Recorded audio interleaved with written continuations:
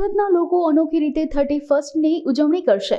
સુરતના યુવાનોને હિન્દુ સંસ્કૃતિ તરફ વાળવા માટે હનુમાનજીની ભવ્ય જન્મજયંતિની ઉજવણી કરવામાં આવશે। સુરતમાં મારુતિ સેવા વેલફેર ટ્રસ્ટ દ્વારા આબેહૂબ સાળંગપુર મંદિર જેવી જ પ્રતિકૃતિ સુરતમાં તૈયાર કરવામાં આવી છે, જેથી નવા વર્ષની શરૂઆતમાં જ લોકોને સુરતના આંગણે સાળંગપુરના કષ્ટભંજન દેવતાના દર્શન થઈ શકશે। તેમજ મારુતિ ધૂન મંડળ યુવા ગ્રુપ દ્વારા 28 ડિસેમ્બરથી 3 જાન્યુઆરી સુધી હનુમાન ચાલીસા યુવા કથાનું આયોજન કરવામાં આવ્યું છે। આ યુવા કથામાં યુવાનોને વ્યસન મુક્ત કરાવવા તેમજ 2000 ગંગા સ્વરૂપ બહેનોને 1 વર્ષ ચાલે તેટલી અનાજ કરિયાણાની કીટ અર્પણ કરવામાં આવશે। તો 31ના રોજ કથામાં હનુમાન જન્મોત્સવમાં યુવાનો રામ ભજન પર ભક્તિના રંગમાં રંગાશે। સાથે જ 31ના રોજ હનુમાનજીને 151 કિલોની કેક તેમજ 2000 કિલો ચોકલેટનો પ્રસાદ ધરાવવામાં આવશે।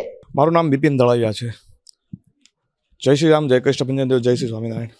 શ્રી હનુમાન ચાલીસા યુવા કથાનું આયોજન શ્રી મારુતિ ધૂન મંડળ યુવા ગ્રુપ કરી રહ્યું છે।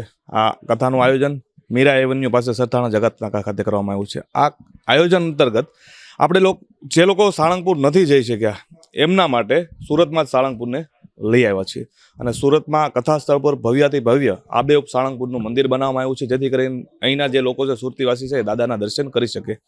કથાનો મુખ્ય હેતુ ગંગા સ્વરૂપ બહેનોને અનાજ કરિયાણાની કીટ મળી રહે 12 મહિના પૂરતી, અને એ લોકોને ભરણ પોષણ માટે કશે જવું નહીં પડે, કે હાથ નહીં લંબાવવા પડે એવું આયોજન કરવામાં આવ્યું છે।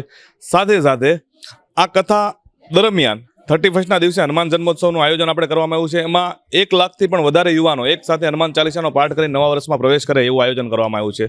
ઉપરાંત એક દિવસ આપણે અહીંયા ફલફ્રૂટનું આયોજન કર્યું છે। એમાં 11,000 કરતાં પણ વધારે 11,000 કિલો કરતાં પણ વધારે ફ્રૂટ દાદાને ભોગ ચડાવવામાં આવશે, અને એ ફ્રૂટ સિવિલ અને સ્વીમેરમાં દર્દીઓને પહોંચાડવામાં આવશે, જેથી કરીને 100 નું ઉત્તમ ઉદાહરણ પૂરું કરી શકાય।